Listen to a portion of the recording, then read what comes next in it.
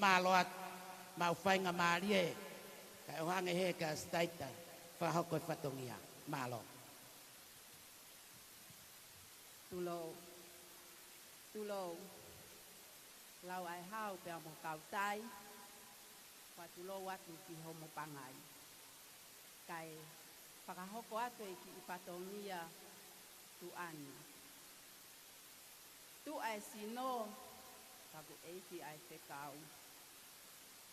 isa se mau fu heilala ne matala koula fono sa faia ve tayamon kai fe kona panga e po pe ko masen e ko mea na maheni ai neongo mau fekalei he ngai turiki o mamani kai he poni o kuake ho mau loto e mau ofa ke fu heilala si api ko utulangi waka mo otu tapuni siliva kai kakato e kakala e kolo e fai e nau fai fatongia ke teke ai api ko woleva o kui kai ke hame aia e mau ko fanonga masiva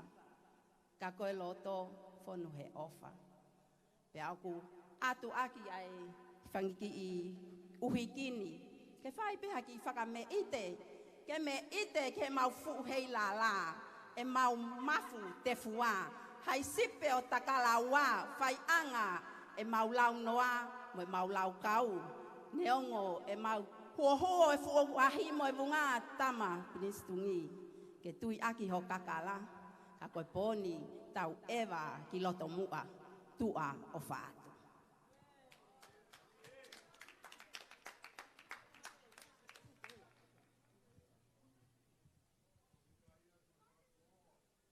Marie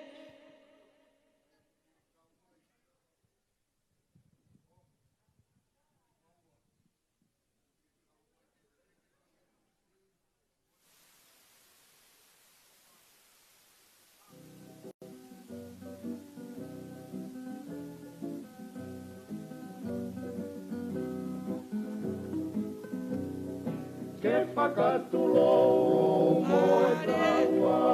ka whea e whakana ana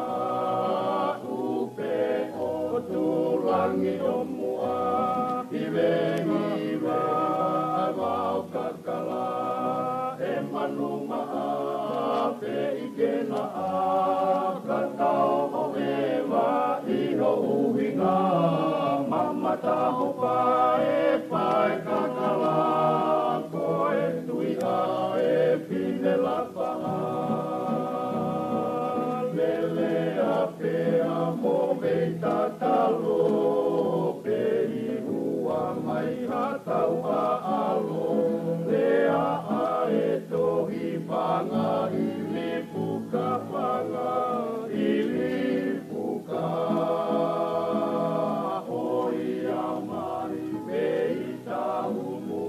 kai holo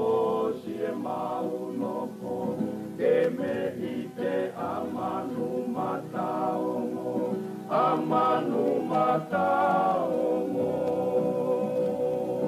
Paka o tu si a tu tau hoa moe me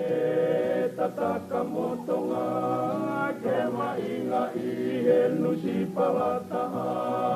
tawani he whakamata moana kosi o pariki koe ala mea moe palangi tae a tui ai pae pae a tele a mou turi puka ke ala lea lele a pea mo veita talo pe i hua mai a tau a alo lea a e tohi vanga i li puka vanga i li puka o ia mai me i tau mua kai holo si e maunopo ke me i te amanu mataongo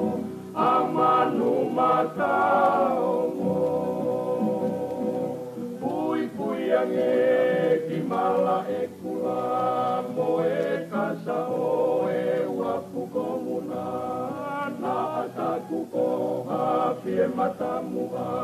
ke motoka mai i o kutua ki he moturi a ki koniua ko e nopo tu o takalaua o haue punga konua mo inga e manu tau konua lele a pea mo veita talo pe i hua mai a tau a alo lea a e tohi panga ili puka panga ili puka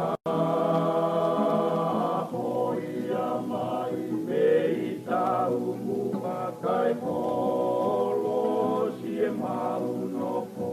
ke me i te amanu matao